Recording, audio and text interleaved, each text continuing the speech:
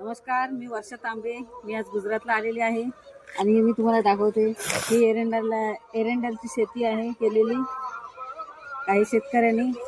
आणि ह्या एरंडालची जी फळं असतात, बिया असतात, याच्यातून कॅस्टर ऑइल काढलं जातं. कॅस्टर ऑइल भरपूर उपयोगाचं असतं म्हणून लोक ही शेती करतात आणि आपलं त्यांचं पोट भरायचं साधन म्हणजे शेतीच आहे. आता कॅस्टर ऑइल दाखवते तुम्हाला. आता मी तंबाखूची शेती दाखवते तुम्हाला. ही तंबाखूची शेती,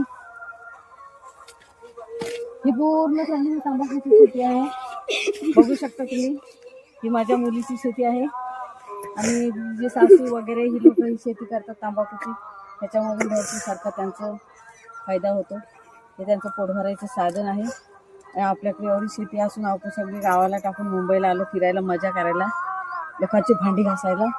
बघा, लोक मेहनत करतात, या शेतीमधून चांगलं फळ भेटतं त्यांना. ही बघा, ही सगळी गव्हाची शेती आहे. त्या असे गहू पिकवले जातात गावाला. खूप सारी शेती गव्हाची पण आहे, भरपूर लोक करतात.